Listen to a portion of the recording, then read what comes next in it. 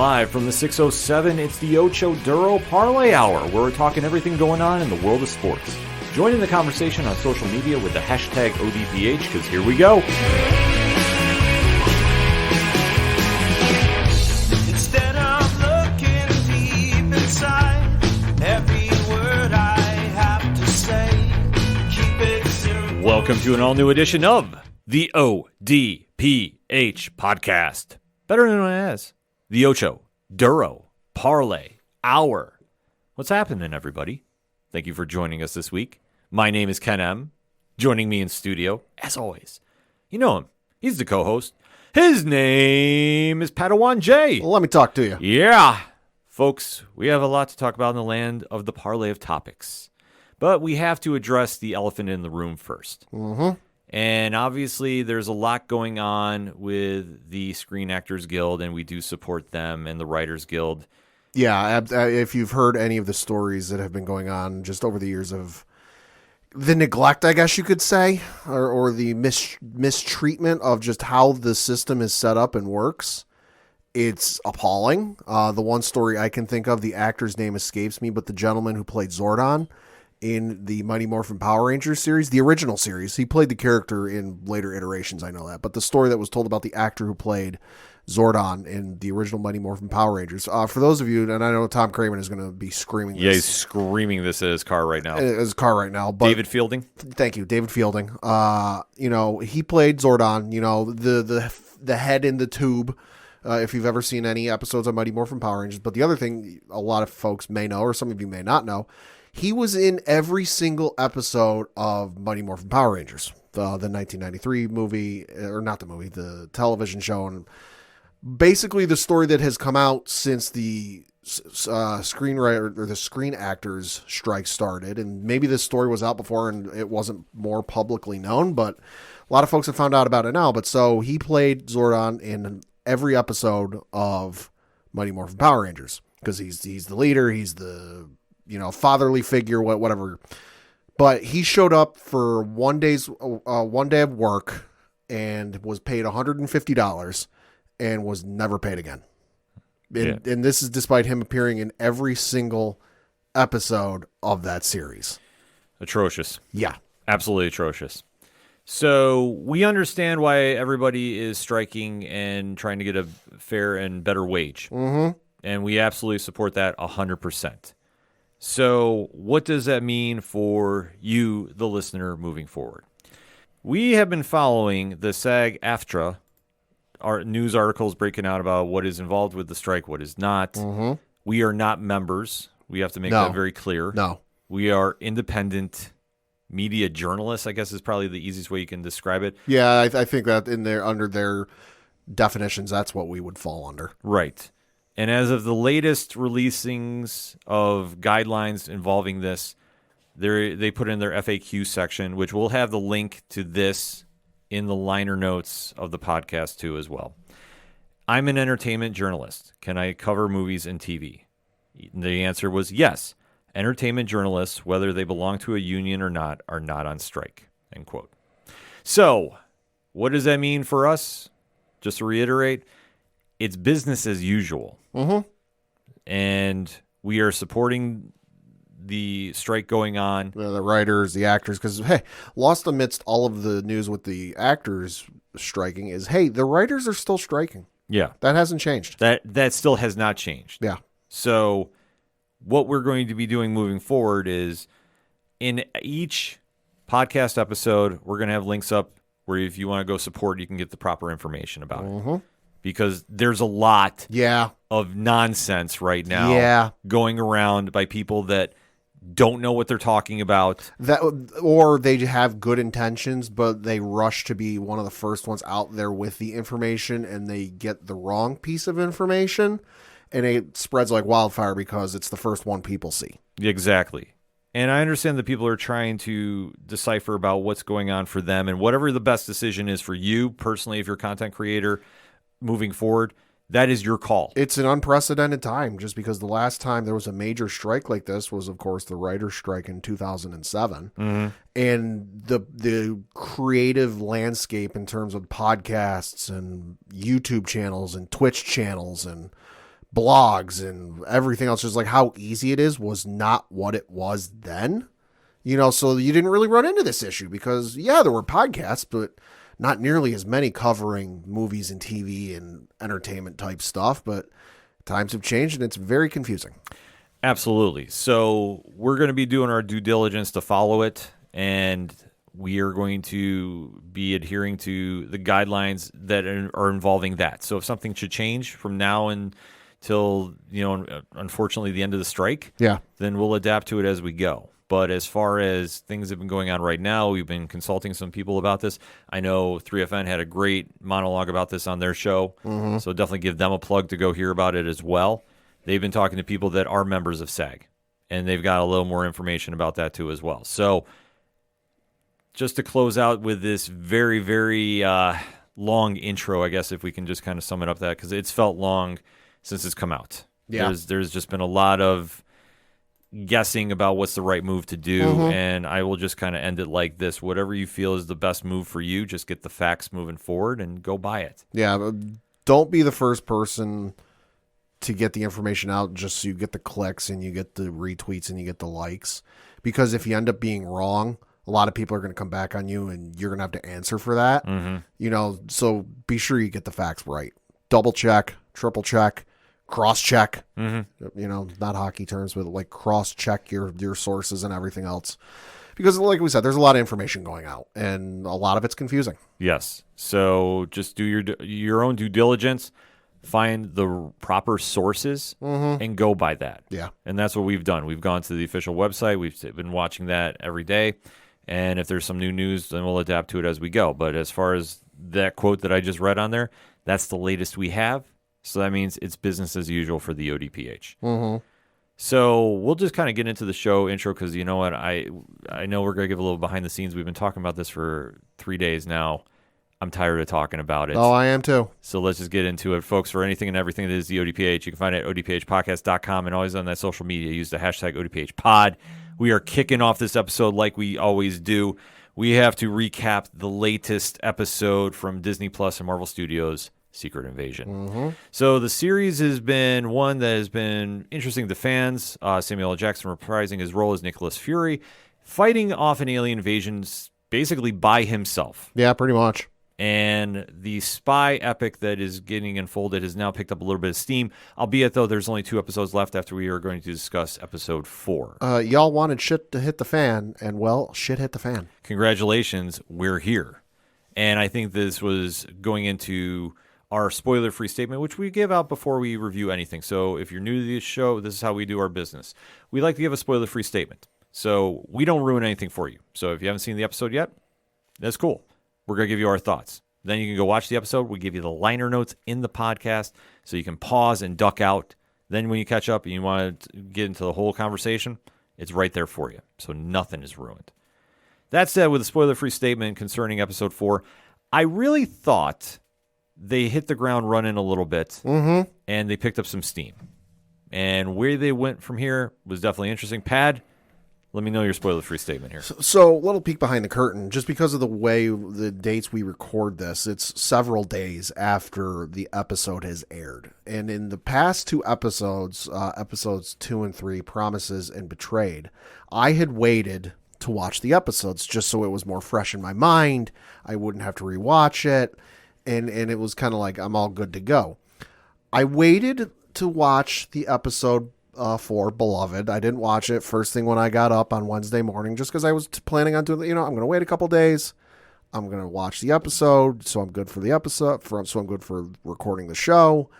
And about halfway through my workout at the gym, I was checking social media, seeing what was going on, and I had seen some talk online of a surprise in the episode. And it didn't say what it was, and I'm not going to say what it is here, but I went there and go, okay, if it's already this early in the day, because that was at like maybe 10:30, 11 o'clock Eastern on Wednesday, I went, all right, if they're already talking about a surprise this early on the day the episode releases, it's not going to be long before it's full spread spoiled for me. So I went, okay, I got to watch this as soon as I get home. So I got home, made myself a little bit of lunch, sat down to watch it, and by the time the credits rolled, I went, holy shit, I'm glad I didn't wait to watch this because there's no way I would have avoided that plot twist and that spoiler. The episode was incredible. I've had no issue with the pacing and the way the show has gone thus far. I've enjoyed it. I understand people's gripes with it, but for those of you who felt it was too much of a slow burn and you wanted the pace to pick up, you got your wish, because yikes, the foot hit the accelerator on this one. Mm-hmm. It absolutely needed to, and I think it took a step in the right direction. A lot of questions coming out of the ending, though, which we'll definitely start deep diving into, but I think this is probably one of the better structured episodes of the series thus far, and with 2 more left, we definitely have got a lot of ground to cover, and I think they're taking the steps in the right direction to do such. That said, it is spoiler talk time, so Pat, in 3, 2, 1, talk to me about the episode entitled Beloved. God damn you, fucking roadie. What the fuck? No, this episode was awesome. The episode was just mind-blowing that I sat there on the edge of my couch, jaw slack, hitting the floor. It was absolutely insane. It definitely was, and they needed to pick this pace up, and I thought they did. They covered a lot of ground here. Yes, they did. And I think that was something that fans have been waiting for, and I think the fact that they finally got around to it, they dumped a lot at once. Yes, they did. But I never felt that it was taken out of the episode. I felt that they really structured it well, that I could keep a good idea about what was going on, especially when they had arguably their best action sequence I have seen in recent memory. Yeah, I'd have to say. I mean, it's in that conversation, but I have to say, like, for Marvel Studios itself, yes, I think it has done that, and I think that they set a pretty high bar moving forward, but a lot of emotional moments coming out of this one as well. Because as the episode kicks off, we do find out the history of future, I should say, and a little bit of history, too, for Gaia, who, played by Amelia Clark, who was quote-unquote killed. I'll say, take your victory lap. By Gravik. Thank you very much. Yeah, you called it. But I had a feeling, too, with how much she was getting involved in the behind-the-scenes, that Gravik, who has been the head person behind the Skrull invasion of Earth, because he has obviously been fed up with getting told, yeah, we're going to help you find a planet, we're going to help you find a planet. He's been getting strung along. Right. And to see Kingsley Ben Adir play him and just really step the game up and really just unload so much emotion and, ferocity in his character. I really thought it played such a great part. But to see the aftermath of this, we knew that Gaia was going to come back in some form. Yeah. Now, I was not expecting it to be like this, but it does make a lot of sense because as we see, before she runs away from the base she's at, she jumps into the machine that we were exposed to last episode, Betrayed, which is how everybody is being converted into super Skrulls. And the one element that I forgot about when we were talking about this is we had known that Groot's biochemistry was involved. Right, or his DNA, or whatever it is. The Frost Giants were somehow involved. Yep. And the third one I completely forgot about because I thought it was Eternals, and I try forgetting about that any chance I get. It was the Extremists. Oh, yeah. Which is from Iron Man 3. Right. I didn't even recognize it, I'll be honest. I recognized the Frost Giant and I recognized Groot, and I saw the third one and went, what the fuck is that? And then the scene moved on, so I totally forgot. Yeah. But here we are seeing that she's now using the machine to make herself into a super Skrull. Yeah. And this does allow her to heal from Gravik's bullet. So, very cool sequence of events. Yeah. And like I said, I had a feeling that she wasn't just done right there. Because I think had she had been taken out like that, it would have hurt the overall story. See, but I agree with you, but I was like, surely they wouldn't kill off a major actor or actress in the show. But then I was like, well, wait, they've done it before. Kurt Russell, Michael B. Jordan, just to name a few. I was like, they've killed off major actors and actresses before, so I figured she might come back in like some sort of like flashback sequence or something like that. I didn't expect her to wholesale, do the Jon Snow Game of Thrones, and all of a sudden she's back to life that quickly. The only reason it tipped off to me a little bit is we had known that Gravik is a super Skrull. Also, correct me if I'm wrong, this is the first instance, and I'm not counting the blip because that's a whole other ball of wax. Sure. This is the first instance we've seen in the Marvel Cinematic Universe of somebody coming back to life. It's been done in the comics at Right. fucking nauseum, but in the cinematic universe, as of yet, we haven't seen anybody come back to life. I think this is the first instance. The Groot Guardians of the Galaxy 1 is debatable. I mean, depending on how you look at it. Yeah. No, I think you are right, Pat. Because we've had, like I said, we've had villains die. None of them have come back. Michael B. Jordan was a hallucination, if anything. You know, we've never had anybody come back to life. I mean, Thanos, the one version was killed, but then that was time travel. Right, yeah, that's a whole different... Yeah. Yeah, that's a whole different So I think this is the ball first waxer. instance we've had in the cinematic universe of somebody coming back to life. I think you're right. Through means of other than like time travel or other crazy shit. Yeah, no, I completely agree with you there. So to see this happen, it does make sense. But the only reason it kind of tipped me off a little bit is Gravik had powers. Mm-hmm. We're not expecting any other superheroes to be involved. Presumably. Right. So it would make sense that they would have to have either Talos get powered up, Right. or Gaia was going to be the one to do it. So that's how I Right. kind of decided about this, because I think for the end game here, pun intended, you're going to have that showdown. And I think now which we'll get into that at the end of the episode, I now see where they're going with this, and it's going to make a lot of sense. Okay. But we do see that after she heals up, she finally meets up with Talos, played by Ben Mendelsohn. Mm-hmm. And we now get a little bit of the plan that's going on. Yeah.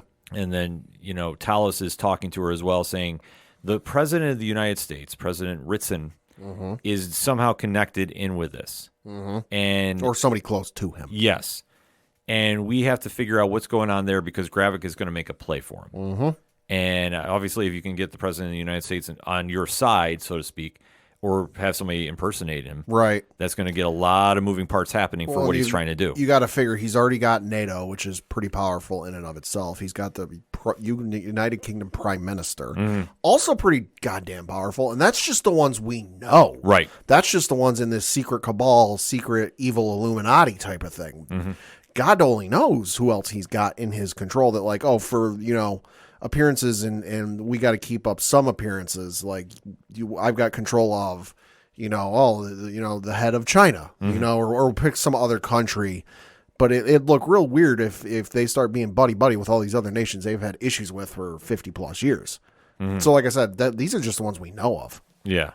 So also Talos is kind of tipping off that he's really getting behind the idea of we got to find the scrolls of Homeworld.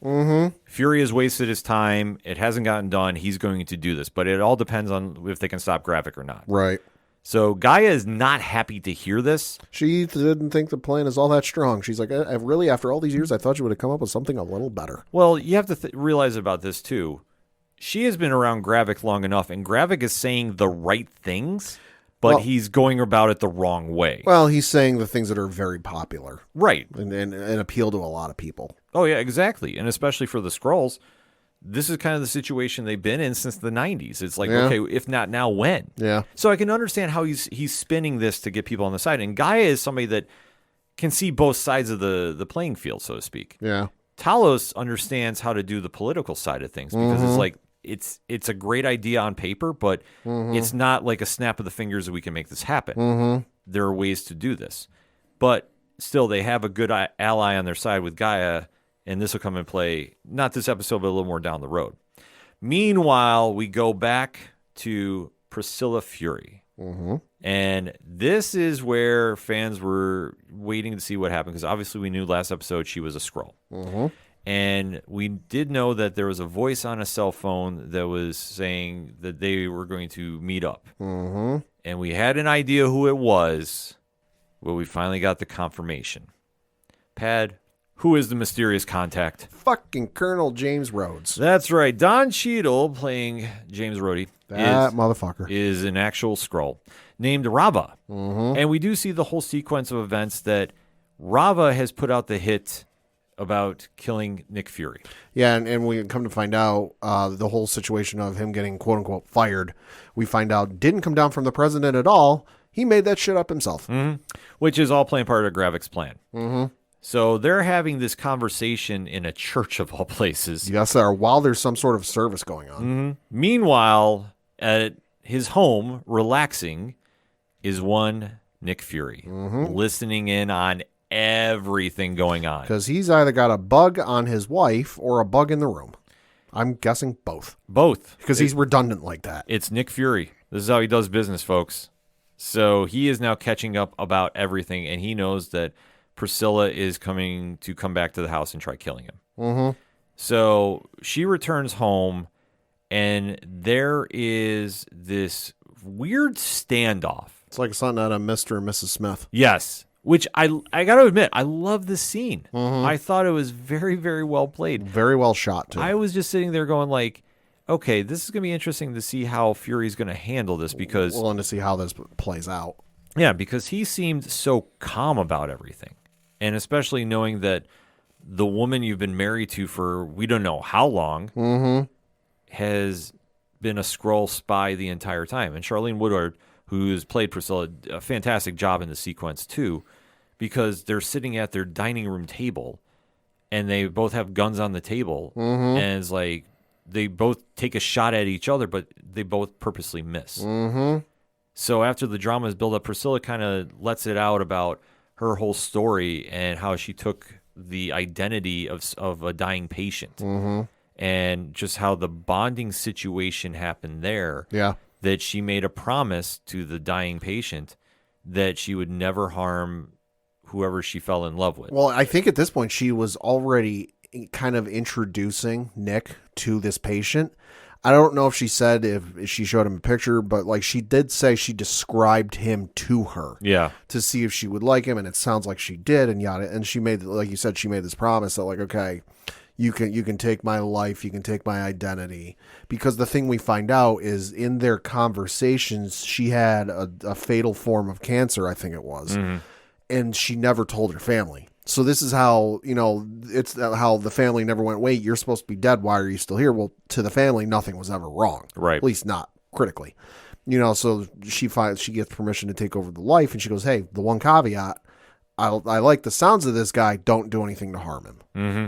So I thought that was a really cool twist to the story. It was good. There was not a lot of plot holes I could find with that one. And you have to think, too, for how long they've had the identities of humans. There is that situation. It's almost like when you see somebody go undercover for so long and you see them flip. Yeah. I mean, think about Brian, the late Paul Walker's character in The Fast and Furious. Yes. Brian Spillner. Yes. Decides to join Dominic Toretto's game. And, I mean, it becomes all about family after Greatest cinema in all of history. Yeah. But, I mean, even though you see this from time and time again throughout movies. That, somebody falls that deep into a role, a character, and family. They've lost sight of who they are. Yeah. So you always kind of see that situation play out. And I thought it was very interesting to see it happen here. Mm-hmm. But that's one thing that we often forget, too, with the Skrulls. And they did allude to this for a long time. That when a Skrull takes over... If they don't switch back right away, they lose who they are because they start, copying those brainwaves so much. Yeah.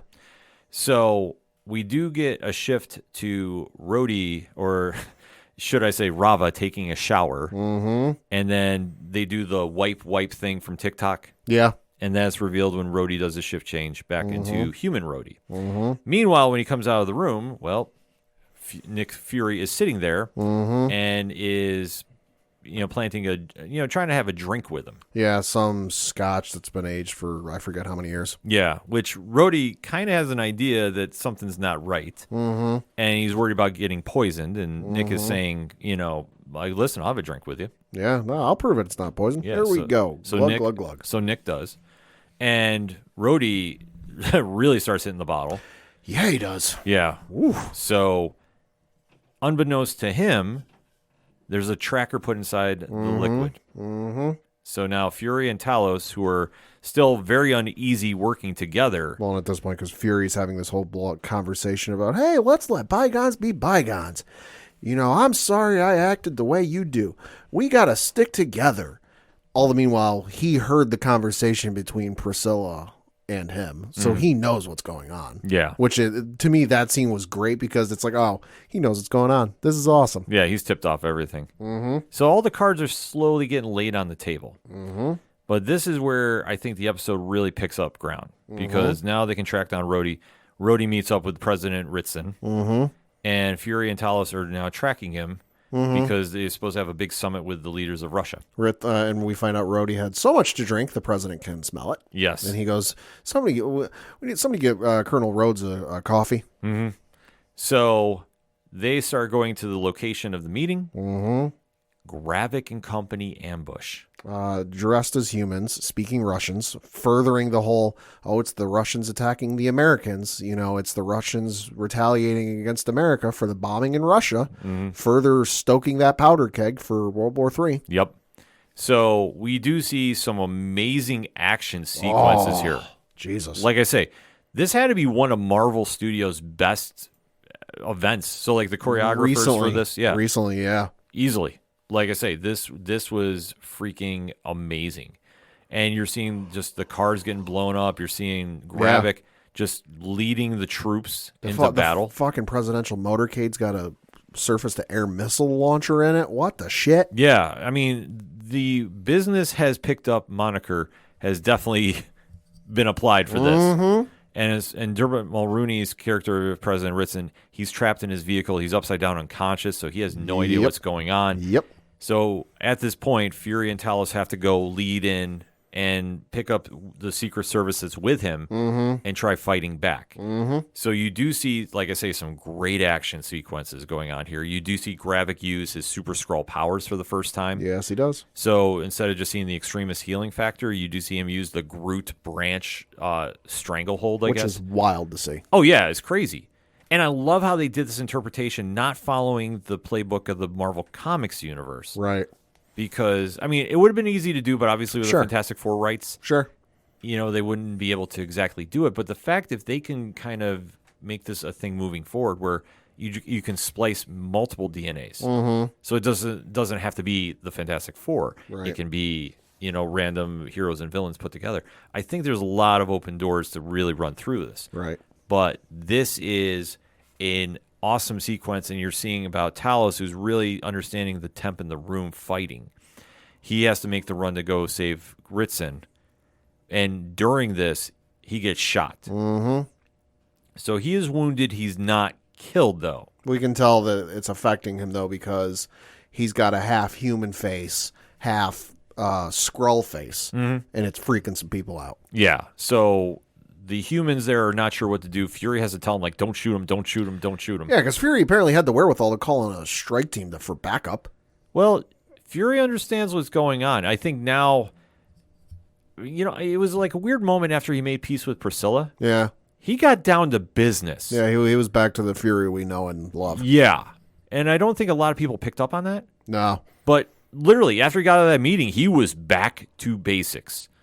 And I think it was a thing that he had to come to terms with his past. And, like, this is the reality I'm in. And I have to be the one to step up because I have no help. No. It's a lot of pressure on himself, but it played into a very, very strong moment. And especially, too, as he's trying to save Talos, well, during all of the melee going on, because you got to remember, you have the Skrull army on one side, you have what's left of Fury's reinforcements on the other. It's like a crazy battle scene going on. Yeah. Gravik winds up sneaking in and stabbing Talos right in front of Fury. Yeah, because Talos, with like his last batch of energy, gets the president out and they extract him and leading him away. And this random soldier who's in camo and the helmet and everything else comes up to him and goes, "Oh, here, I got you." And he starts leading him away. And Fury sees him and he goes, "Hey, put him down." Because I think Fury knows that ain't right. What's going on? And he tells him again, put him down. And that's when I think Fury actually puts a shot into him. Yep. But it doesn't do a damn bit of good because he still stabs Talos, killing him, and then changes back into Gravik and goes, gotcha. Again. And then Fury winds up escaping with Ritson. And has to leave Talos' body there. Yeah. Which I get the feeling, knowing the way comics do, that's going to come back to bite him in the ass. One of two things is going to happen. Yeah. Because as this episode ends, Talos, I think, is gone. Oh, yeah, he's dead. He's dead. Yeah, so there's no question about this. Yeah, because unlike his daughter, he is not a Super Skrull. He does not have the ability to regenerate. Right. I think what's going to play out is Gravik is going to spin this in front of Gaia saying, Fury killed your dad. Yeah. And he's going to try spinning this. And you're going to have this moment where she is debating what's happening here. Yeah. And I think this is where Fury ultimately wins her over. Right. And it's going to be Gaia versus Gravik in the finale.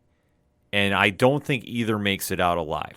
It could be that. I think it also could be a case of Gravik uses one of his puppets in the other world leaders to like present to the United Nations or NATO or whatever, pick your force, and goes, hey, look, this guy was seen palling around with Nick Fury who worked for the U.S. government. You know, the U.S. government's using aliens in stoking the fear and paranoia and trying to get the rest of the world to turn on the United States. Yeah. To try and get like a further like, hey, we're trying to really light that powder keg. They're doing a great job of it. Like I say, it's going to be very tensious, I should say, going into the finale.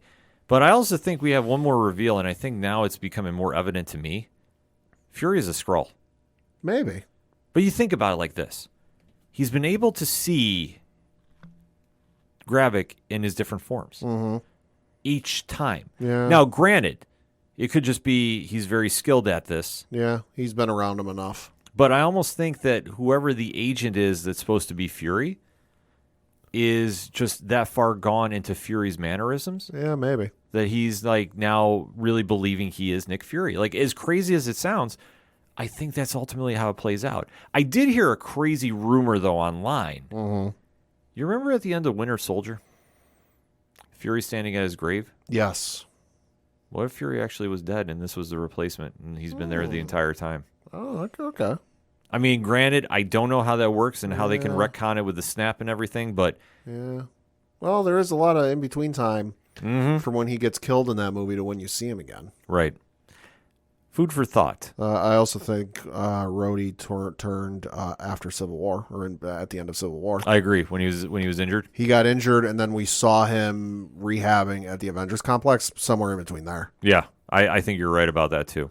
Because Kevin Feige came out and said as much that, like, and I'm paraphrasing, but Kevin Feige said that, like, Rhodey's been a Skrull for a lot longer than you think. Yeah. So he was a Skrull for, I'm guessing, since the end of Civil War. Yeah.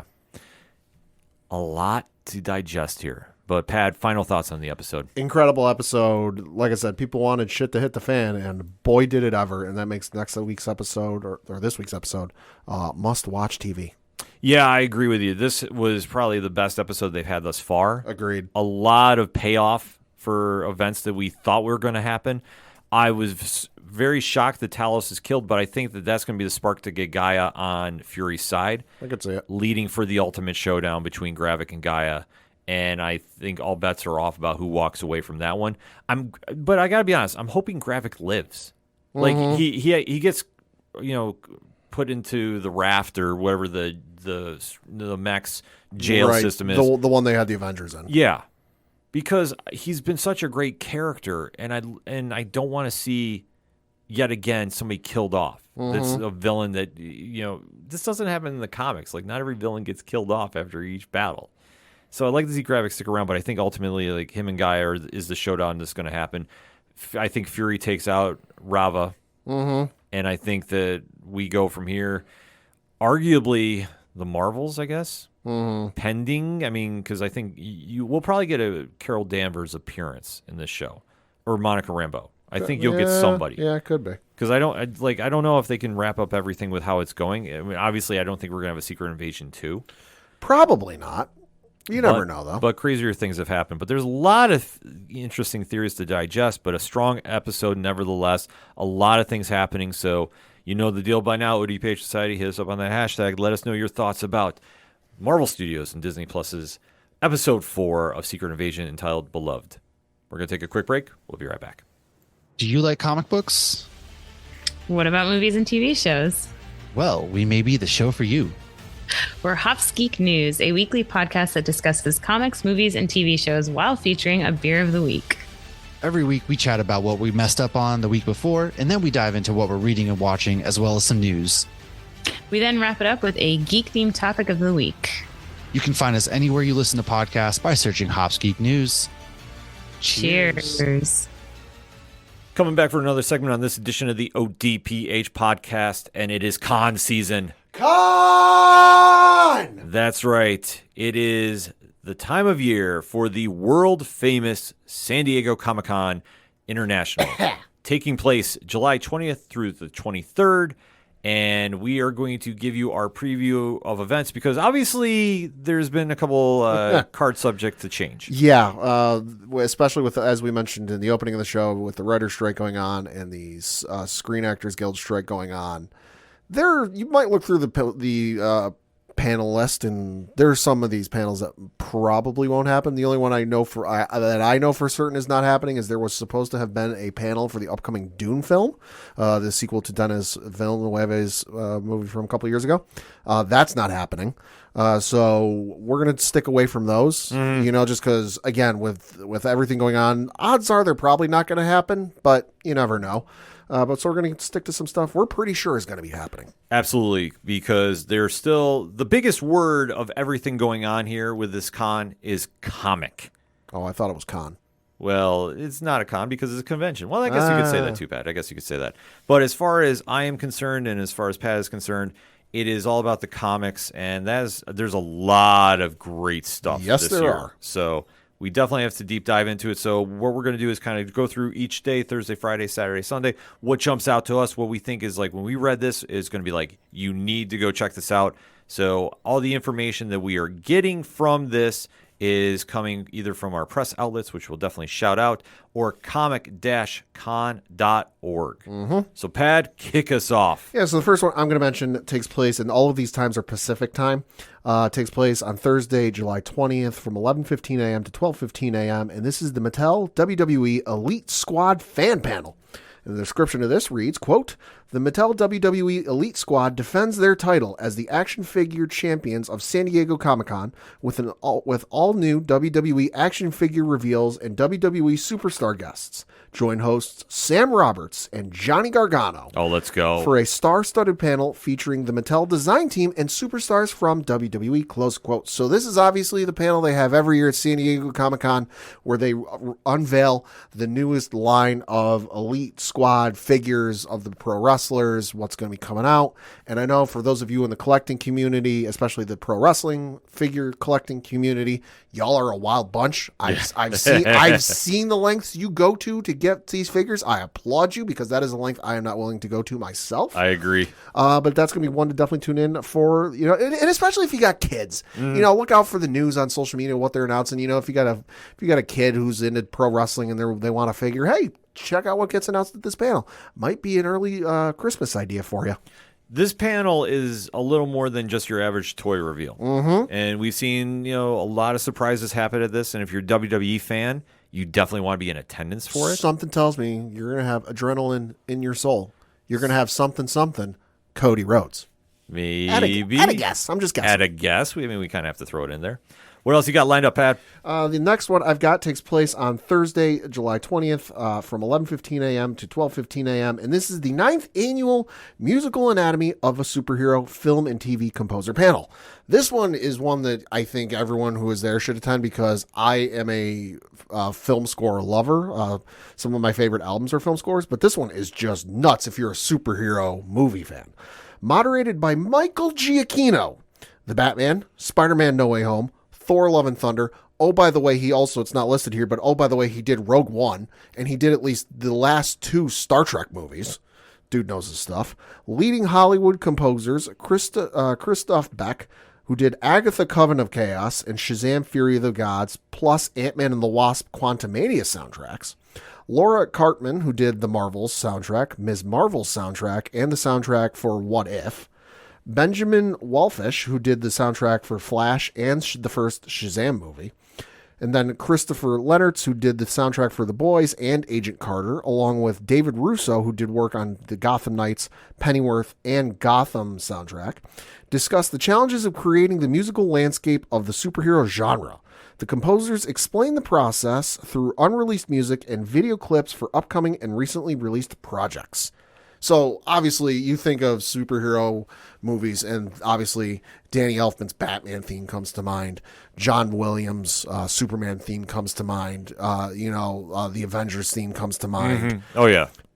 As much as these characters are seminal with their look and their color and their logo, for a lot of these characters, they've also got a theme with them. I mean, hell, Spider-Man does whatever a spider can. Like, it's synonymous with them.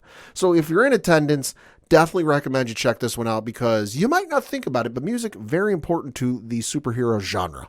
It's definitely a cool panel, and I think this kind of represents a lot of Comic-Con too, because you're going to see a lot of different fandoms, a lot of different topics brought up throughout the entire con. And I think there's always such a cool option for fans to go to because you never would think like how music should get a whole panel. Yeah. And they're going to really deep dive into it. And it's like when you start sitting in attendance for it and you start being part of the conversation, it's like, I never realized this, but then you can taking away that knowledge and going somewhere with it. So and music, you might not think about it, especially for like films and TV, can blow your mind. Fun little tidbit I learned the other day. You're familiar with the theme song for Mission Impossible. Da, da, da, da, da, da. That when you write it out in Morse code, because it's Morse code, da da da da da, is Morse code for MI. Oh, get out! Mission Impossible. I'm days old. Yeah, no, so music can blow your mind every day, and hopefully I just blew some of your minds at home. Just blew mine. Yeah.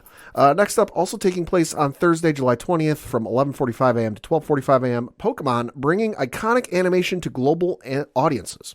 The Pokemon Company International, TPCI, takes a behind-the-scenes look at how the beloved Pokemon animated series is localized from its original Japanese version to one of the most popular series enjoyed by international audiences. In a panel moderated by streamer and comic book writer Megan Camarena, also known as Strawberry17. Oh, yeah. TPCI's Taito Akiura, Vice President of Marketing and Business Development, Andy Goose, Senior Director of Media Production, and Hillary Thomas, Senior Producer, will discuss optimizing the series for global viewers, provide fans with a sneak peek at the special collection of episodes that will conclude Ash and Pikachu's 25-season story journey in Pokemon Ultimate Journeys, the series, and share new behind-the-scenes insights regarding the highly anticipated Pokemon Horizons, the series, coming soon to fans around the world, close quote. So definitely something to check out because Pokemon's been around since 1997. Right. It's been around quite a while, and the fact that it's still going, definitely something to check out with this. Also, if you haven't seen how Ash and Pikachu's journey ends, if you've been along for the ride since the beginning, boy, it's going to tug at your heartstrings. Little spoiler there. And then plus you're going to get a sneak peek of the new series that I know is out in Japan right now, but obviously they're working on getting it dubbed and everything else here for stateside. But hey, if the show's been around for 25 years and you're a fan, definitely worth checking this panel out. No, absolutely. This one, like I say, I'm not too well versed in the Pokemon landscape as you are. Sure. But Megan is there, and she's co-writer of Radiant Pink. Hey, there you go. So, like I say, you got my attention there. There you go. I really enjoyed that series. Also on Thursday, July 20th, this time from 2 p.m. to 3 p.m., it is Doctor Who Comics climb on board the TARDIS to see the future of Doctor Who publishing. And then it says, Eisner Award-nominated writer Jodie Hauser sits down with Forbidden Planet TV's Andrew Sumner to discuss the new Doctor Who Doomsday Comics series and A Doctor in the House, Part 1 and 2, part of the BBC Studios Transmedia project launching this summer. The panel will also feature a special video message from superstar Marvel writer Dan Slott. Interesting. About his upcoming Doctor Who comics project, including a sneak peek of all new Doctor Who art. So obviously Doctor Who getting ready to come back. I know there was a bunch of character posters released today as we record. You've got the new season coming up along with the David Tennant specials, him returning. So definitely, if you're a Doctor Who fan, it's about to be a real good time of year for you. Yeah, and in fact, Dan Slott's doing something there. Yeah. I actually did not hear about this, so this is news to me, so okay. Also taking place Thursday from 2:30 to 3:30 p.m., Marvel's Spider-Man 2 Symbiotic Relationships. Yes. Insomniac Games creative director Brian Intihar, game director Ryan Smith, narrative director John Packett, and senior art director Jensita Chu are joined by voice actors Yuri Lowenthal, Peter Parker, Najee Jeter, who plays Miles Morales, Laura Bailey, who plays Mary Jane Watson, and Tony Todd, who's voicing Venom, along with voiceover and creative director Bill Roseman from Marvel Games to discuss the upcoming PlayStation 5 game. Get a behind-the-scenes look at Insomniac Games' take on the monstrous Venom and how the symbiote plays a role in the sequel to the hit PlayStation games Marvel's Spider-Man and Marvel's Spider-Man Miles Morales.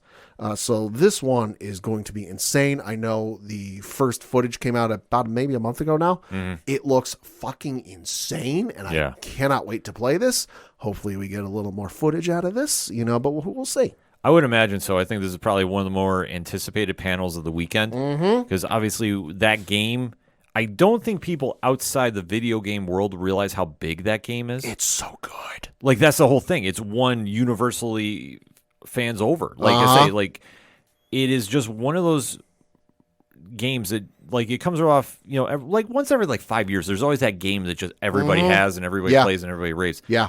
It's the Spider-Man franchise right now. Yeah, from no, Insomniac. it is. So yeah, it is. And then on Thursday, July 20th from 3 to 4 p.m., you've got the Crunchyroll Industry Panel. And all this says is hear about all the latest and greatest anime coming out of Crunchyroll straight from the source. So if you're a fan of all things Crunchyroll, like I am, definitely going to be interested to hear what they talk about, because no matter what con it is, they always have a Crunchyroll Industry Panel, and they're always tight-lipped about what it's going to be. So you never know. You could get some crazy reveals at this. Oh, absolutely. That's something that, especially if you're in anime, Crunchyroll does it. I mean, how good do they do it? Oh, Crunchyroll's so good. Like I think for like the low price of like $6.99 a month, you think, because you can watch for free, but you get ads. But if you pay, I think it's like $6.99 a month, you get it ad free, and you get a whole bunch of other stuff, because there's some stuff you can't watch. You need a premium subscription to watch. But like, you think about the amount of stuff you're able to watch on Crunchyroll. If you're an anime fan, you need to sign up for Crunchyroll. Bar none. Like, they just added every Dragon Ball Z movie to Crunchyroll. Now, granted, it's in the subbed version. It's not dubbed yet, so if that matters to you, you might have to wait a little bit. But regardless, they added every single Dragon Ball Z movie from, the first one all the way up to Dragon Ball Superhero. Yep, it's nuts. Yeah. Taking place on Friday, July 21st from 1 to 2 p.m. Lucasfilm Publishing, Stories from a Galaxy Far, Far Away. This is the panel that whenever I go to New York Comic Con is the one I know I have to hit. Yeah, it's Pad's home. Because I love Star Wars books. The description of this reads, quote, "From the days of the glorious High Republic to the Age of Rebellion to Rise of the First Order. Some of Lucasfilm Publishing's all-star authors, including Delilah S. Dawson, Justina Ireland, E.K. Johnston, George Mann, Kevin Scott, some dude named Charles Soule, and Man of a Thousand Voices, Mark Thompson, discuss stories from throughout the entire Star Wars saga, offering publishing reveals, announcements, and sneak peeks for readers and fans of all ages. And it's going to be moderated by Lucasfilm Publishing creative director Michael Siglain, who he's done a number of these, so he's fantastic. This is always fun to go to if you're a Star Wars fan, and especially if you love the books. And they don't just talk about books; they talk about adult books, young reader books, young adult books, kids books, the DK books, comic books. If it's anything Star Wars publishing and Lucasfilm's involved, they're going to talk about it, and you never know what you're going to find out here. Because the one I went to a couple years ago, after I can't remember if it was the first or second Thrawn book had been published by Timothy Zahn. Everyone was loving it. It was on the New York Times bestseller list.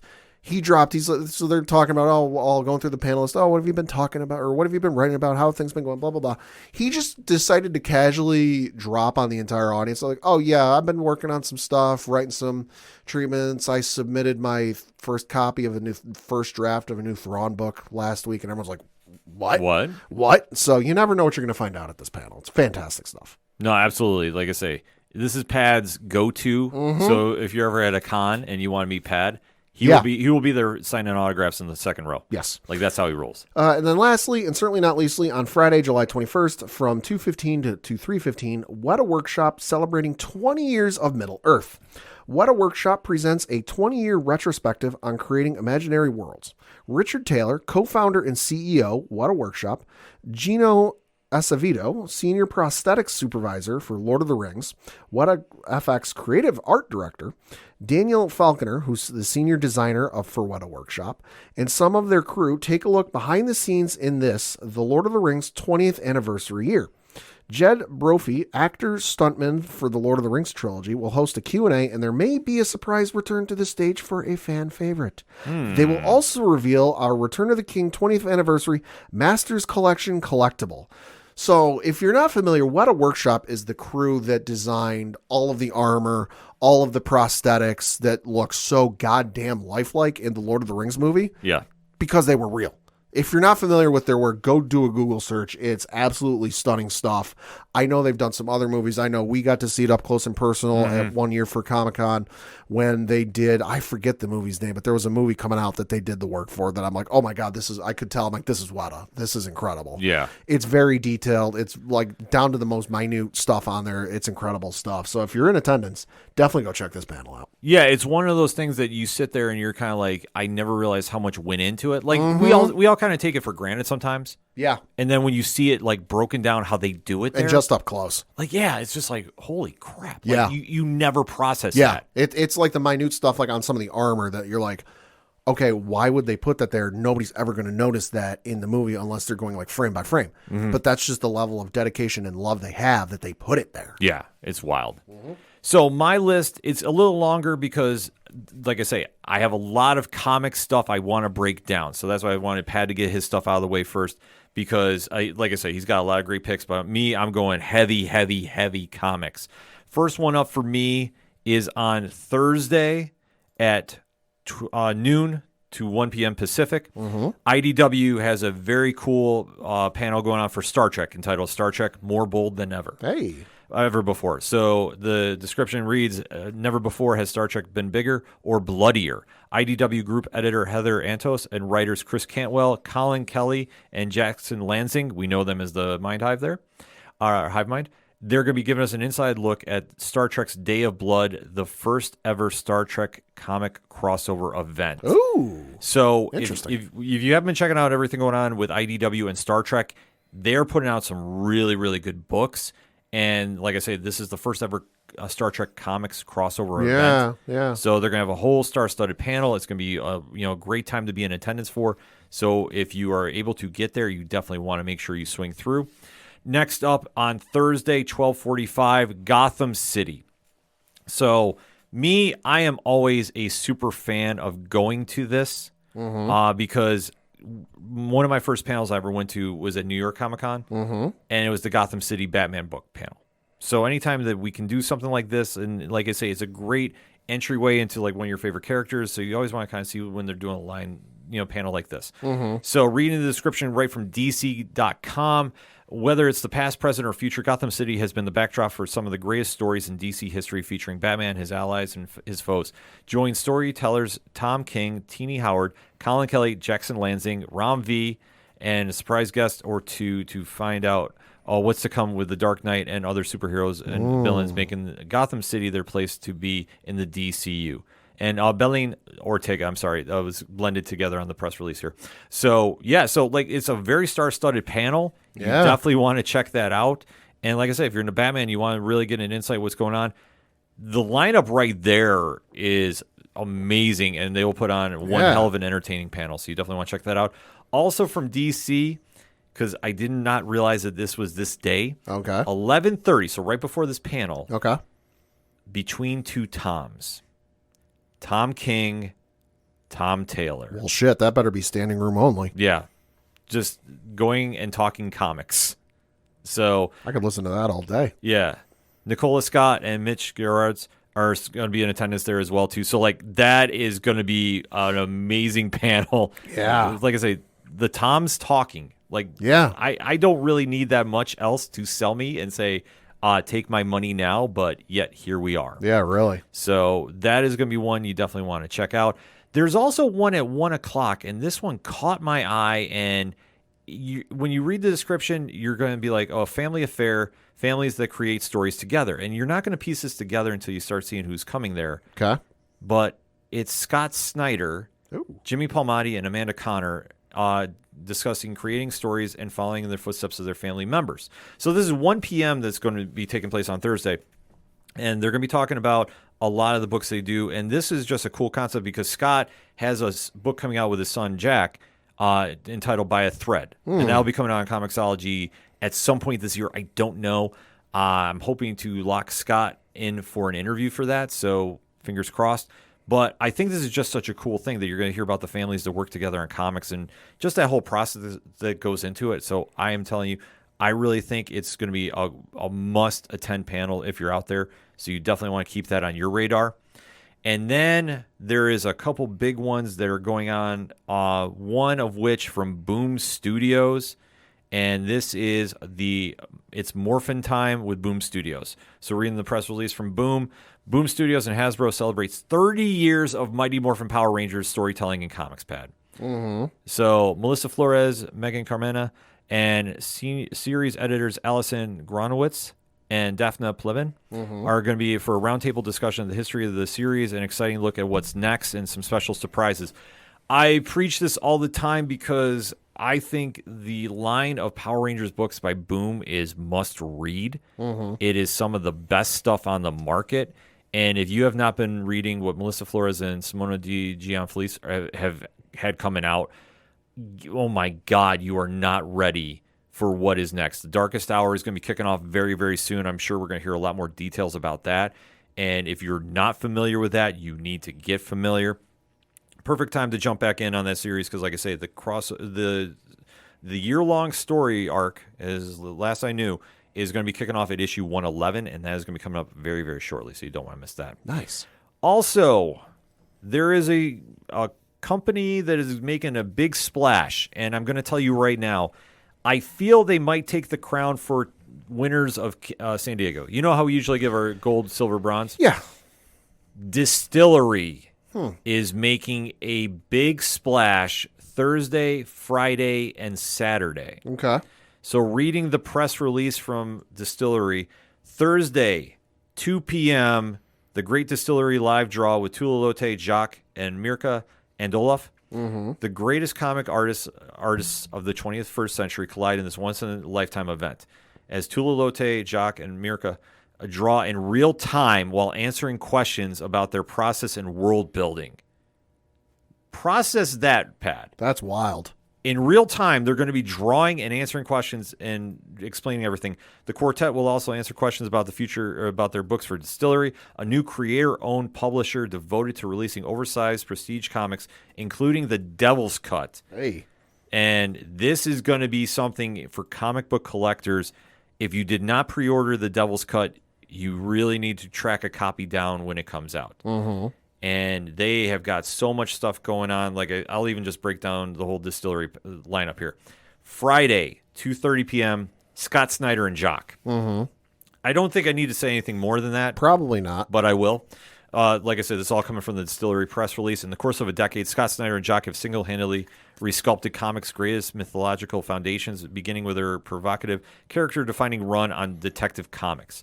The pair has since conjured some of the most horrifying, enchanting new worlds in sequential art through their collaborations on Witches, as well as their myriad other projects. Now both pioneers entering a new founding creators at Distillery. They're going to be talking about their new stuff coming out. And let me tell you, the buzz behind this company is well-deserved. The lineup they have is ridiculous. Like I say, if you're not excited about it, you need to check your pulse. And then to top it all off for them, Saturday, July 22nd, 1:30, Distillery presents Drinking from the Devil's Cut. And this is the introduction to Distillery. In the aging process, the whiskey that evaporates is called the Angel's Share, but the most potent spirits is captured in the wood, the Devil's Cut. So available at the convention, exclusive covers for the Devil's Cut that overflow with unfiltered stories from the most fearless creators, offering a distinct taste of the quality to come. So joining a murderer's row of the book's contributors, including Tula Lote, Scott Snyder, James Tynan, Jacques, Mark Bernardin, Joel Jones, the list goes on and on. This is going to be a stacked panel. That's crazy. And I'm going to tell you, the news coming out of this one is going to be one that's going to be dominating a lot of your comic news feed. Distillery has got so much cool stuff they're going to be doing, so you definitely want to stop by their booth and go check it out. And like I say, it's ridiculous, the stuff that is going to be buzzing from this. I'm telling you right now, I think Distillery is going to make a run for stealing Con from everybody. But that's just how deep they're running with this, too. Obviously, we talk Con and who usually likes to be king, and that is Marvel Comics. Yes. And they are definitely coming in very, very noteworthy, is kind of put it mildly. You already talked about the Spider-Man 2 panel for the video game. Yep. Designing the X-Men, a week in Marvel special event at 4 p.m. So Ryan Pendergast, aka Agent M, is going to be hosting a live edition of This Week in Marvel. Joining him will be CB Sobalski, Jordan White, Sarah Brunstead, and you never know what's going to be happening, but this is going to be tying into a lot of stuff going on with the Hellfire Gala and what is going on with the X-Men line going into the Fall of X. So paraphrasing that from the Marvel Comics press release, I'm telling you, I've sat through one of these before for Captain America Cold War. This is a fun experience if you get a chance to get out there for it. You definitely want to keep that in mind. And like I say, they always put on great panels. Marvel does a stellar job with this. 5 p.m. too on Thursday is Marvel and Prokotek, the art of storytelling. So learn the art of comic storytelling with Marvel and Proka. Join their first panel of industry vets, including Ryan Benjamin, E.M. Gist, Sanford Green, and Jim Zub, along with Proco founder Stan Penico and CB Sobalski, as they're going to be talking about shop and just developing characters and like a lot of really cool stuff going on with this. So you want to keep an eye out for that. Friday, though, they have a loaded day. Okay. So Friday, July 21st, Marvel Heroes, Hulks, and Super Soldiers, 3 p.m. Marvel, reading straight copying from the Marvel press release, Marvel Comics executive editor Nick Lowe is leading a panel featuring Marvel's superlative solo superhero series. J. Michael Straczynski takes Captain America to the streets of Manhattan. That is a new book that's coming out this fall. A lot of people talking about that, and rightfully so. Buzz behind that is huge. While Moon Knight roams the roads of Egyptian lore, and David Pepos' Moon Knight and the City of the Dead. Always so happy for David Pepos now doing work over at Marvel too. He's crushing it over there. Meanwhile, the Hulk takes control of Bruce Banner as Philip Kennedy Johnson continues his new Hulk run, and the hits keep coming all across the rest of the action-packed Marvel universe with editor CB Sobalski along for the panel. So you're going to be hearing a lot of stuff coming out of this one. Definitely exciting time. 4:15 right after that is going to be Marvel Fanfare with CB Sobalski. So he'll be talking with Joe Quesada. Hey. So this is a one-on-one speech, and like I say, talking about past and present editor-in-chiefs at Marvel. So there's going to be a lot of cool stuff coming out of this one. 5:30. Now, Pat, this is a question for you. Have you played Marvel Snap yet? Tried to for a little bit. I gave it a genuine shot. Not necessarily my cup of tea. Okay, no, that's fair. I know a lot of people that are addicted to it. Oh, I do too. Yeah, and rightfully so. Like I played it, but I had to stop it because it was one of those things. Like with my schedule, I can't do it because this is true. This will dominate my life. And then, I know your schedule. Yeah, and then there will be no reviews whatsoever happening. Yeah. But they're going to be doing the Art of Marvel Snap panel, so behind the scenes. Cool. So if you really want to find out what's going on with the mobile game, like this is a perfect time to do it. But there's also a panel going on at the same time that I tell you what, I am legit when I say this. This one I am kicking myself I'm not in San Diego for. Okay. Because it's the Marvel Multiverse role-playing game live play with Glass Cannon Network. Ooh. So reading the press release, a brand new group of superheroes are making its San Diego Comic-Con debut as your favorite personalities from the Glass Cannon Network bring their unique brand of unhinged role-playing madness to the multiverse. Join Game Master Troy Lavelli, along with Joe O'Brien, Skid Marr, Matthew Kapodistica, Nero Ibrahim, and Alicia Marie, and Marvel's own Nick Lowe. Apologize if I butchered anybody's name. As they create a superhero story that makes the Avengers look like a knitting club. Yeah. That is the tagline here. That's a good line. And I'm going to tell you what, this new role-playing game, I have not played one since the original Marvel one by TSR. Right. And I've actually picked up a couple things for it. So I might dip back into it a little bit. I'm not going to lie about it. It's very intriguing to me. Interesting. So stay tuned for more of that involving the ODPH. But I'm going to tell you what, I think this is going to be a really cool game to pick up. If you're into RPGs, this is going to be something you definitely want to keep your eyes out for. Next up, though, Saturday with Marvel, like I say, they got two big panels coming. Pat, I know when I say this one, you're going to be dropping your phone and raising your eyebrows. Yeah. Marvel Next Big Thing. Hey. I've been to those. Why don't you give a little breakdown? What is entailing at those? So Marvel The Next Big Thing panels is much in the same way of the Lucasfilm Publishing panels. They will bring in all of their big name writers and basically talk about what they've been working on, how things have been going, maybe give a little bit of tease for something that's coming out in the next couple of months. And they will also drop surprises on you with like, hey, this person's leaving writing this book, but they're going to be writing that one. And it's absolutely nuts. It's mind blowing. It's cool to see you get they show some cool cover art for stuff that ain't even out yet. A little previews of what might be coming, oh, hey, you don't know what's coming coming down the line, but hey, here's this cover. It's a little surprise. It's a big must go to if you're a Marvel Comics fan. Yeah, so the lineup stated as of right now: C.B. Cebulski, Nick Lowe, Zeb Wells, Colin Kelly, Jackson Lansing, Jerry Dugan, and Sabir Pirzada. And that's the writer, one of the co-writers for Miss Marvel, the New Mutant. Okay. So a lot of stuff is going to be announced there. And Yeah, I'll say. like I say, that's going to be a can't miss panel as well. And then on Sunday, July 23rd, I believe I'm mistaken, it said it was Saturday, but Sunday, 10:30, Women of Marvel. According to the press release, Women of Marvel will return to San Diego. Join us for a lively discussion of Marvel talent across publishing, digital media, and studio, including editor Sarah Bernstead, executive producer Sana Amanat, vice president of digital marketing Jessica Malloy, Charlie Jane Anders, Jody Hauser, and more. So definitely a very cool panel to go attend. So Marvel is coming with a lot of stuff too. Yeah, I'll say. So you definitely want to make sure you're not missing out on what they have lined up as well. And then switching over to Saturday. Saturday has a lot of very big panels as well. Like I think when we talk about or Friday, I should say, Friday has got a lot of stacked ones. Yeah, it's usually Saturday. Yeah. But this one, I think we're going to see the most news coming out of. Okay. And like I said, we already mentioned what Marvel's coming with, but this is going to be one that I know I personally have circled on the calendar, and that is the Massiverse panel, 2:30 p.m. Hey. So this is going to be coming from the press release from Image Comics. Join Massiverse superstars Kyle Higgins, Brian Busaletto, Melissa Flores, Ryan Parrott, and more. Special celebrity surprise guests as the crew unveils exciting new developments and announcements in store for the Massiverse and beyond. So a lot of news is coming out of this. When we had the Black Market Narrative team here on the show, everybody was talking about it. I expect a lot of stuff radiating out of this, no pun intended. But I truly feel this is going to be a monster panel that seriously you can't miss. I know last year a lot of news came out of it. So if you are into the Massiverse, this is a must-attend panel. Also on Friday, 1:30 p.m., Boom Studios, Slaughterverse, the world of Something is Killing the Children. So this one is going to have a lot of information coming out about the expanding Slaughterverse. Something is Killing the Children is one of the best books on the market each and every time.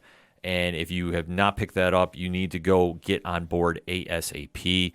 James Tynion, Werther Delurta, Tate Brombell, and Eric Harburn are going to be in attendance. And they're going to be talking with Dr. Emily Zarka about discussing monsters and the people who hunt them down, quoting the press release. This is going to be a very cool panel. And like I say, if you haven't jumped into Something's Killing Children, I know, Pat, you don't do horror, so this will not be for you. Nope. But it is going to be one that you definitely don't want to miss. I'm telling you right now. If you are into how great those book series are, they're doing a lot of cool stuff. Speaking of very cool stuff, it is crazy to say this, but we are 20 years into Invincible. Wow. Coming from the press release of Skybound Entertainment, quote, the best superhero comic in the universe celebrates its 20th anniversary since it first debuted at Image Comics, with a look back at the franchise and look forward to what's coming in the world of comics, animation, video games, tabletop games, and more. So Ryan Kirkman, Corey Walker, Ryan Otley are all going to be in attendance. Listen, if you have not picked up Invincible or checked out the cartoon on or animated series, I need to remember animated series on Prime, do yourself a favor. It's really something special. And like I say, it hasn't really sunk in. It's 20 years, but it's been almost a staple of how to do comics in the superhero era right now. So a very, very cool thing going on with them. Also, Skybound has got a loaded weekend too. Thursday, July 20th, WrestleQuest, the Wrestleification of an RPG pad. So 4:15, join MegaCat Studios team members alongside surprised legendary wrestlers as they break down the beginning traditional are bringing traditional JRPG mechanics to the wrestling ring. Peek behind the scenes, case studies, lessons learned, and feedback from fans, professional wrestlers, and RPG superfans. Panelists include wrestling legends Jake the Snake Roberts, Heyo. Sergeant Slaughter, Okay. and Jeff Jarrett. Nice. JE. Haha. JA. R. E-double-T, along with James Deegan and Zach Manko from Megacat Studios, according to the press release from Skybound. This looks like an amazing panel. If any of our listeners are in attendance for this panel and there is a Q&A session, I ask that one of you get called Slap Nuts by Jeff Jarrett. Yeah, you do that. We'll and you can get us a videotape of that. We'll send you some ODPH swag. Yeah. We'll definitely hook something up for that. But that's a fun panel, man. Yeah. That's gonna be something really cool to see. And then probably the one I think I'm, even with all the stuff going on with Skybound, the one that I'm most excited about, and I tell you what, we got so much buzz behind this. Saturday, July 22nd, Transformers and G.I. Joe return in the Energon universe. Oh, yeah. So 4:15, according to the press release, the Transformers and G.I. Joe are back as Skybound, kicking off the Energon universe. Superstars Robert Kirkman, Daniel Warren Johnson, Joshua Williamson, and Sean Menkowitz reveal the secrets behind Image and Skybound's most anticipated comics of 2023. Legitimately, Void Rivals has been the surprise hit of the year thus far, and it opened the door for something much bigger coming. And I'm telling you what, Daniel Warren Johnson's Transformers is going to be the wildest book you're going to pick up this year. I am so freaking excited to pick this up. I kid you not. Like, this is going to be one of the highlights when we talk about it later this year. It's going to be right there on the playlist. So a lot of cool stuff going on there. And like we said, Friday, DC is really loaded up with panels too. They're doing a Dawn of DC panel at 12:30. Cool. So it's talking about everything that they have going on right now. Rom V, Joshua Williamson, Nicola Scott, Tom King, Joanna Starr, and Josh Trullo, and Tom Taylor all in attendance talking like literally the new breath of fresh air that is going on with DC. Yeah. And I love the comics, love what they're doing out there. Right after that is the Dawn of DC Night Terrors one. So this is breaking down everything going on with that crossover event. Joshua Williamson, Jeremy Adams, and Dennis Culver all going to be in attendance as well. And then Jim Lee and Friends, 6 p.m. What need I say more? Jim Lee talking comics. No. Yeah, that's all you need. And then Saturday, 12:30. This is one Pad. If he was there, I know he would be front row. The World of Metropolis. Quoting the press release from DC, Superman isn't the only force to be reckoned with in Metropolis. The top comic writers and artists are working on stories for the city of tomorrow, including Joshua Williamson, Sanaa Grace, and Philip Kennedy Johnson. Yeah, I'd be there. Yeah, a few more. And there, plus, like I say, you're going to get a lot of details. I was at the one in New York Comic Con last year. Tell you what, they did not miss hitting the marks on all of that panel. That was a great panel to be in attendance for. So if you haven't checked that out, you definitely need to. Oh, man. And like I say, just the rest of the weekend is pretty loaded up. Like if you're into Image, you're into IDW, they got some great panels going on. Distillery is lined up too. Even like there's one on Sunday that caught my attention. Yeah. And I was like, I did not even know like this was going to be a panel together until I read it. Okay. And I sat there and I'm going like, this is a great lineup of writers. And this is a lot of stuff that I have fortunately been able to cover on the blog. Sure. And it's a deep dive into horror comics. Oh, I'm out. I know you're out. Like I say, Yep. Pat has made this very well clear if anybody's new to the show. He does not do horror comics. I don't do horror anything. Right. And that's fair. And like I say, I don't judge you. Like it is what it is. Yep. So it is something not up your alley. But when I saw the lineup for this panel, I was like, oh my God, this is absolutely insane. Just hearing these people talk shop because they're some of the best in the business. And when you talk about horror books and you really want to get people, fully invested, these are the ones you go to. Scott Snyder, Rodney Barnes, Leah Kilpatrick, Ben Steinbeck, and David Dalshaman, who we know from the Suicide Squad. Okay. He's going to be there. Like I say, they have got this lined up, and they're all talking about creating horror comics, reading the press release coming from comiccon.org. So, like I say, this is going to be one that if you want to get into horror comics, like this is a great lineup to really just deep dive into. Like I say, if you're a longtime listener to ODPH, you know my love affair about Scott Snyder's horror books. I will scream that to the high heavens. So that was one that, like, when I read it, it was like, okay, this is going to be one that's catching my eye completely. And especially, too, like I say, they got such a big weekend. Comixology does, too, throughout the entire weekend. They have a loaded up one. Like I say, Boom is loaded, too. Image is definitely crushing it this weekend too. Like everywhere you go, just kind of tie up, there's literally something for everybody. And I know that we don't have the big Hall H moments this year. Right. And that's fine. You should go for the comics and deep dive into a lot of cool stuff that's going on. Because there literally is something for everybody diving into former universes. There's one that's about the 90s era of comics, which I'm scared to go check out if I was there, but I would want to go check out because the 90s is a weird time. This is very true. I think I would have to get on Patreon for that episode. I'm not going to lie. Like, that's kind of my feelings about it. But there's, like, so much great stuff to go check out in general, too. Like I say, Doctor Who fans have got a lot. Star Wars fans have got a lot to go check out. All the indies. Vault Comics has got a great lineup. Top Cow has got a big thing going on Saturday, too, as well. Like I say, overall, it's not the big luster of, the Hall H mic drop moments because of the reasons.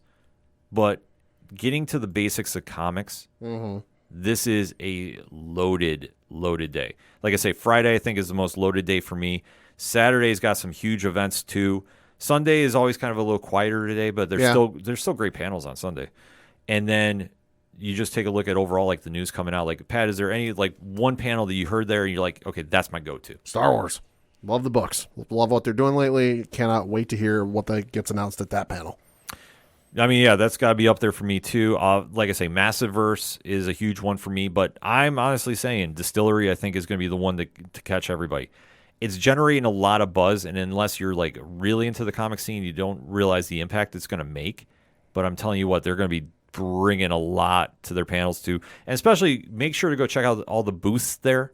There's a lot of cool stuff that you can buy, a lot of stuff there, they might be doing giveaways for everybody in general, too. Like I say, just take the time to go walk around the con, go meet some creators, thank them, go buy some stuff. This is all about, supporting the great medium that we do, because from comics, that's where you get all those fantastic shows and movies you get to watch from. A lot of it just trickles back to that. So that said, hit us up on that hashtag. Let us know what you are thinking for San Diego Comic-Con. Are you excited for this year? What is the panel that you're most excited about? See, I get amped up talking about it. But what's the biggest panel on your radar? What do you want to hear the most about? Is it Distillery? Is it Marvel, DC, Image, Boom, Comixology? Who's there that you are like, that's my go-to. I want to talk about that because we're here for it. Skybound too as well.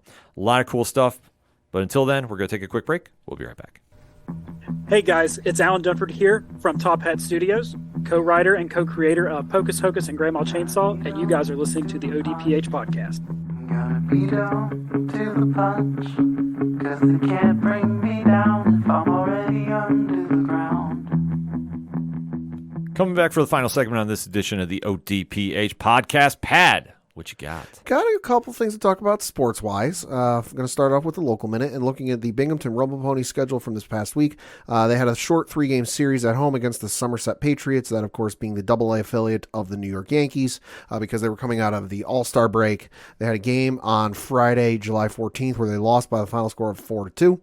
Won on Saturday by the final score of 3-1, and then lost on Sunday by the final score of 9-4. Looking ahead to the schedule they have this week, they're at home playing Erie. They've got a game on Tuesday, July 18th at 6:35 p.m. Eastern. They've got a game on Wednesday, July 19th that is at 1:05 p.m. Eastern, and that one is got this special promotion going on, Super Splash Day, a fan favorite, especially with our young fans. Super Splash Day is a blast. Come to Mirabito Stadium and watch it transform into a water wonderland. Grab your swimsuits and get ready to cool down on Super Splash Day, complete with hoses, water balloons, and more. It's Super Splash Fun Day. Tickets are available in wet and dry sections. So that is presented by the Binghamton Rumble Ponies. And of course, if you've ever been to a water park, you're familiar with wet and dry sections are. Yeah. You buy tickets in a wet zone. Don't get pissed off if you get wet. You know what you were getting into. Facts. They've got another game on, Thursday, July 20th. That one is going to be one of the special ones. That is the Condores de Binghamton Night. And that is the Binghamton Rumble Ponies are proud to participate as the Condores de Binghamton as part of Minor League Baseball's Copa de la División event series. Condores de Binghamton will take the field on 3 occasions, the first of which was on Friday, May 12th. The second is on Thursday, July 20th, and then Friday, September 15th. Players will be wearing specialty jerseys and on-field hats for each game. The Rumble Ponies are proud to be one of 95 on-field Hispanic identities across minor league baseball as part of minor league baseball's national season-long campaign. Through the success of the Copa program, now in its 6th season, minor league baseball has solidified its commitment to the long-term growth of its U.S. Latino communities and its diversity and inclusion efforts across the country, playing an important role in the folklore of South America. The condor is a symbol of wisdom, power, and health. Watching them soar as they patrol the Andes Mountains with their long wingspan inspires awe. Los Condores de Binghamton, like their namesake, are majestic, graceful, and athletic, calling the hills of Binghamton and its surroundings home. Wearing red, yellow, and bright blue uniforms, Los Condores honor the flags of Venezuela, Colombia, and Ecuador. So that'll definitely be cool. I've seen the uniforms; they're actually pretty cool. I got to admit. So that'll definitely be something to check out. They've got a game on Friday, July 21st. That one is going to be a firework night. It's also sitcom night, and it says, "Join us as we salute the greatest sitcoms of all time." It will be a trip down memory lane as the best shows ever to appear on your television will be featured in content throughout the game and on our reality big TV screen. So that'll be definitely something to be cool to check out.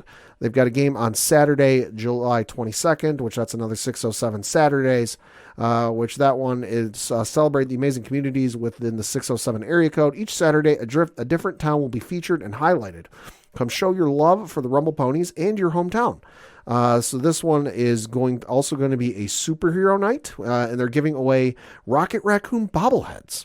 So it's calling all superheroes, swing, fly, or materialize your way here for your galaxy in time for Superhero Day. The first 1,000 fans in attendance will receive a limited edition Rocket Raccoon bobblehead. Then they've got a game on Sunday at 1:05 p.m. Eastern against Erie. That one is a Kids Eat Free Sunday. So, of course, if kids at the age of, 12 and under, you can come to the ballpark and enjoy a delicious Nathan's hot dog and a 24-ounce fountain beverage, all for the low price of free. It is also baseball bingo, where you come and play in the Southern Tier's biggest bingo game ever. Buy a baseball bingo card, and when the squares get filled in according to the action on the field, prizes galore. And then it's also Senior Stroll Sunday, so if you're a senior, you can put on your cross trainers, gather some friends, and then walk on the warm-up track before the game starts. So then looking ahead and then they got a game, they're off on Monday, and then they're on the road the following week. So for more tickets, information, all that good stuff, go to bingrp.com. Then we got to talk some pro wrestling because we are in the midst of the build to SummerSlam for World Wrestling Entertainment. Not too many matches announced yet, but we can kind of piece together where some are. The ones we know for sure are Cody Rhodes is going to be taking on Brock Lesnar in the third match of their series. Brock did show up last night on Monday Night Raw and confirmed to Cody after attacking him in front of his own mother, the dirty fiend. Yeah, we expected this to happen. Yeah. So it was just a formality at this stage. I'm just wondering if they're going to give it a crazy stipulation. I fully think they are. I would imagine. So, I mean, we've still got, 2 weeks, 2.5 weeks before the build to SummerSlam, which is taking place from Ford Field in Detroit, Michigan. Yeah, I believe first weekend in August. So yeah, it is. It's August 5th. Coming up very shortly. We got that one. You've got Seth freaking Rollins taking on Finn Balor, which, hey, no surprise there. We'll see what happens. The Judgment Day playing real nice right now. Like, hey, everyone thought there's issues. We showed you last week. There's no issues here. Yeah. I think, listen, it's one of the biggest shows of the year. Not the biggest. It's, probably number 2. I expect there to be a major fracturing between the Judgment Day, between Finn and Damian Priest. We'll see what happens, though. I fully think so, too. This could be a fun match, but I think this is where Damian Priest might fumble the briefcase. And then another one that was announced last night on Monday Night Raw, we were going to be getting Ronda Rousey taking on Shayna Baszler.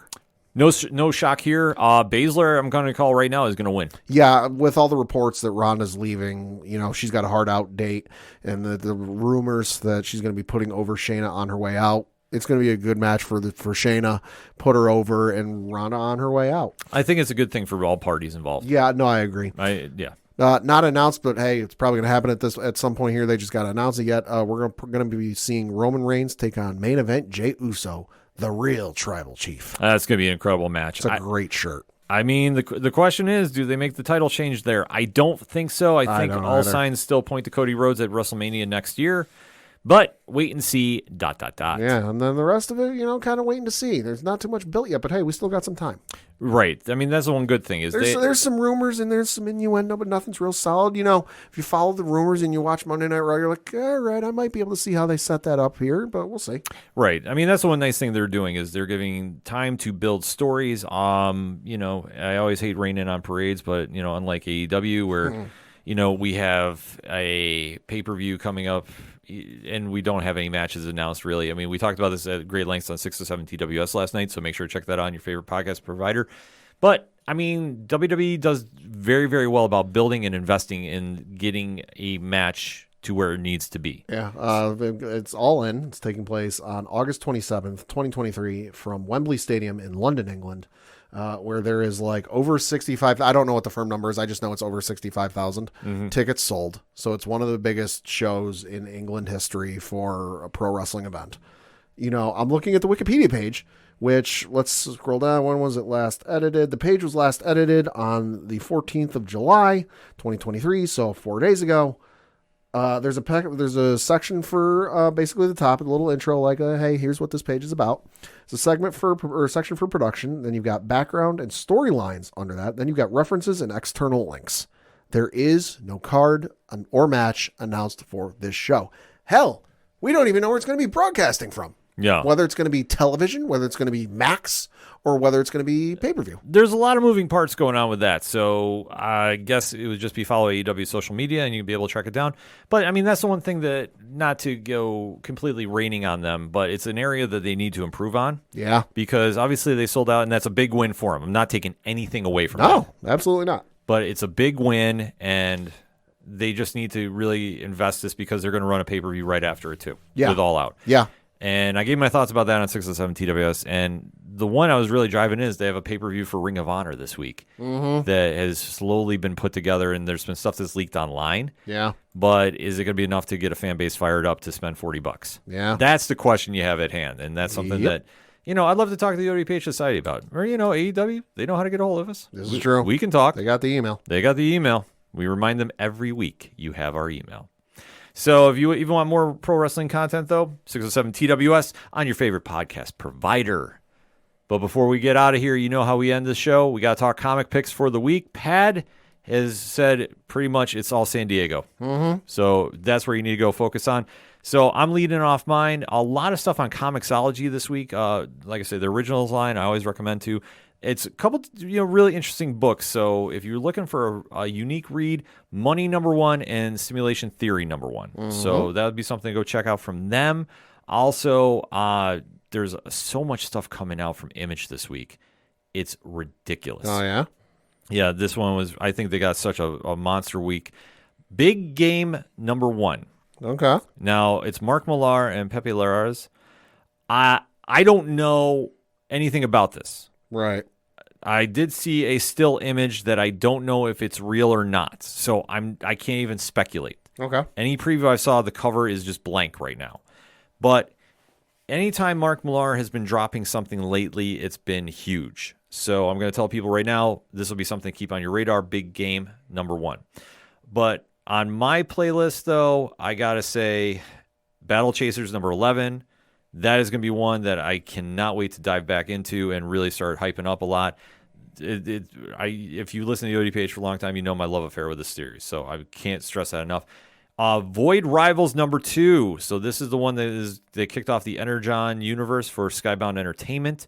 So Robert Kirkman, Lorenzo Di Felici are going to be on this one, and definitely it has my attention. Like I say, the buzz that came out from this book obviously took over social media and then some. So real cool stuff there. Arcade Kings #3, Skybound Entertainment, Image Comics. Dylan Burnett is bringing this really interesting story that's combining like a little bit of anime, a little bit of high action, a little bit of like drama. Like there's a lot that is going on with the story, but I think it's just such a cool read. And I've really enjoyed the series thus far. Noctera Nemesis Special. So this is Scott Snyder and Tony Daniels' book, but Tony Daniels is not on the art for this. Oh, okay. They brought in Liam Sharp. And trust me when he brings the terror to this series. This is going to be one, like I say, I was super excited to hear about this. If you got to swap out artist Sharp is going to be bringing it. And like I say, if you haven't read his stuff, Exo Man of War, Unconquered, need I say more? On the DC side of things, the review is out right now because we are officially DC Comics Press, and I'm super excited to be working with them. Batman, Superman, World's Finest 17, Pad. Oh, okay. Mark Waid, Dan Mora. Enough said. Yeah, I would say so. Loved this issue. Thought it was incredible. And just like the whole series, I mean, I think it's one of the best superhero comics on the market, period. Mark Waid just knows how to write the world's finest pair, and Dan Mora is arguably the best artist in the game. Just putting it out there, folks. He does amazing work. So if you haven't checked this stuff out, definitely make sure to.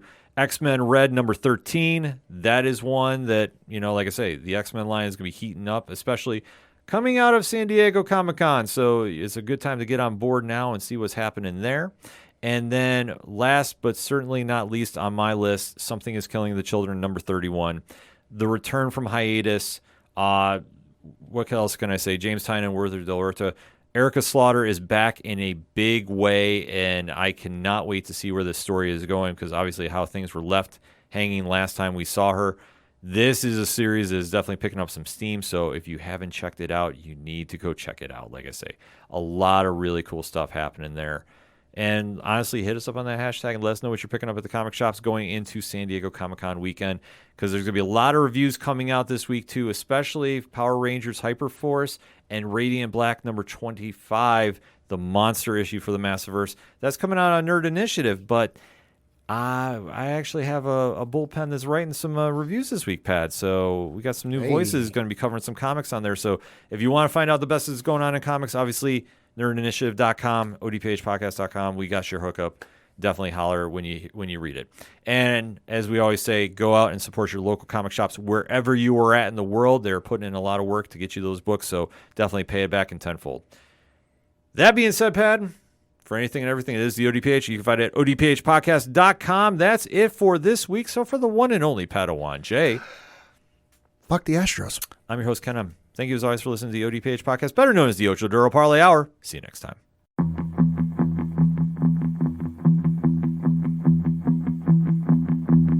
Gotta be down to the punch. Gotta be down to the punch. 'Cause they can't bring me